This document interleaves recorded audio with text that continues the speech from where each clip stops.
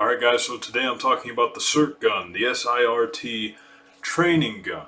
I bought this back when I was on probation and I wanted something to practice with. So I got this, which is essentially a replica of an M&P, but this is a 2.0. I do believe this is based off of 1.0. So basically I'm going to be answering some questions that I had about this product in particular, but never had the access to because nobody ever really talked about it. This isn't going to be like a full in-depth features of this gun, although I will go over a few of the basic things such as the laser, right? Yeah, so it's just a laser gun. You pull the trigger, the laser activates, and that's about that. Now the trigger itself is adjustable as far as weight is concerned, both for the take-up and for the break. And there is a take-up and break, so that's kind of pretty accurate to a real M&P. Also the trigger shape being a hook trigger, that is standard M&P 1 and 2 trigger shape. The thing that kind of makes this a 1.0 is the beaver tail, which you can't do anything about, and that can be a little difficult for drawing from holster. Now, I really want to make this video to say specifically, who is this gun for? Alright? And I'll tell you right off the bat here, this gun is for people with very limited experience, if not no experience at all. And outside of that, if you're a moderately seasoned shooter, I'd say just stick with the real deal. There's no reason not to. That or unless you're on probation. I mean, if you can't legally own a gun but you still want to train, hopefully that doesn't land me on a list somewhere. But this might be your best bet. Now, it is expensive. I do believe I paid $360 for this last year, and I do believe that was on a discount. If not, it was $300 flat, and that was the discount. I can't remember. It's been so long. It comes with one dummy mag, which is weighted to simulate a full, I do believe this is a 17 round. It's either a 16 or a 17 round mag with 124 grain projectiles. Now, you can practice mag changes, right? It's all right for that. I will say, and this is something I don't hear anyone talking about, is that the mag release on the real M&P is a lot softer, and you have to travel less distance on that button than you do on the SIRT gun. The SIRT gun, it's so much firmer. That spring is so much stiffer. You have to travel about twice as far to get the mag to actually release. In a sense, this is more difficult to use. And in a way, that's not a bad thing. By the time you transition over to the real thing, you'll be like, oh, this is super easy.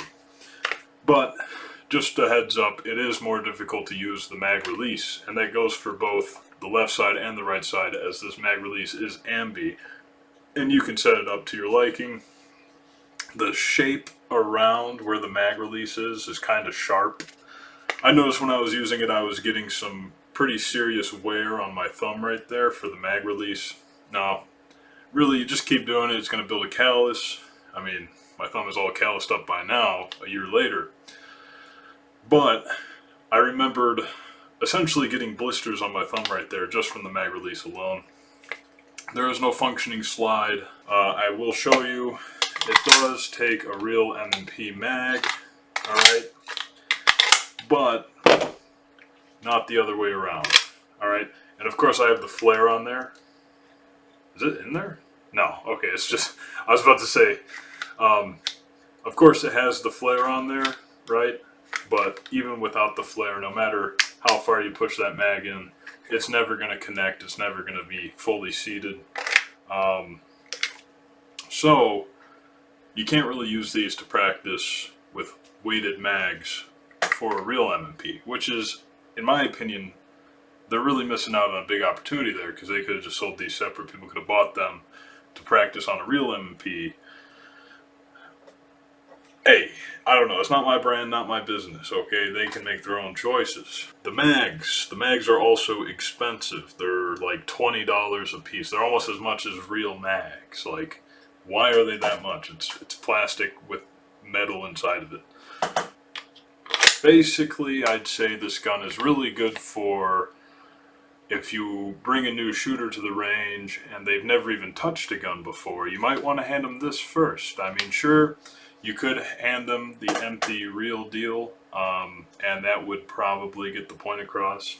But the laser actually really does help, because you could actually see essentially where you're going. You do have windage and elevation adjustments, those two holes right there. So you can technically sight the laser in.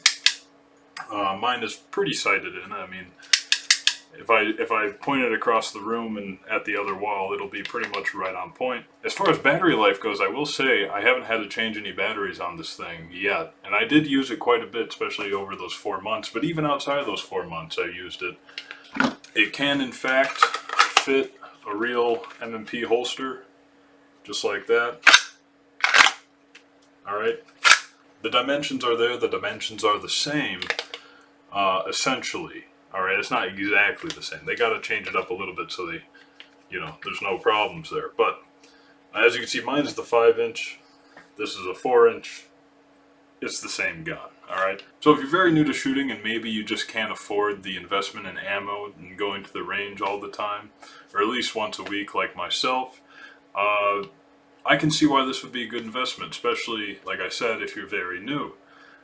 If you're not very new anymore, I honestly don't see the point in this, other than to teach other very new shooters, which you might end up doing. It's all just stuff to think about. If I never taught anybody else how to shoot, I wouldn't say this is worth it. So just a couple months ago, for example, I taught my cousin how to shoot, and they had never shot a gun before, and I actually forgot to bring this, which I pretty much regretted. I did. I wish I had it on me at the time so I could just get them on this and get them at least used to holding it. They didn't actually know how to use the sights properly. In a way that may sound silly, but at the same time it's realistic. I mean, you can't expect people to know everything, especially when they've never done it before. You know what I mean? Like, it's just unrealistic to expect them to know every little thing. So I kind of did wish I brought this, even though I forgot it. It would have definitely helped get them more accustomed to what to expect, to what to do, and overall how to shoot. So for me personally, when I was on probation, I'd say this was worth it. This was worth the money. I was going to spend that money on ammo anyway if I wasn't on probation, and more. So because I was on probation, I'd say this was worthwhile at that time. Anyway, that was just my quick little 2 cents about the SIRT 107, by the way. This is a 107. They make a bunch of different models to resemble some of the top, most popular models of striker-fired pistols on the market. It just depends on who you are as to whether or not this is actually worth the money. So, experienced shooters, not really worth it. But yeah, this might actually be worth it for someone who's super inexperienced, because you can literally just sit here, practice that trigger pull, make sure you're actually pulling straight, you're not pulling shots or nothing, of course I had to put emphasis on that. So, all of the problems that someone might face when they're very much still a new shooter, they can actually solve it with this.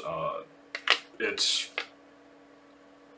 essentially just like the real deal, minus the bang, minus the slide, being able to move. Like I said, it depends on who you are. This could be good for you. This could be a waste of money for you. It's totally up to you to decide whether or not you need this or not. And that's about it. So hopefully my 2 cents helped you make a decision on one of these.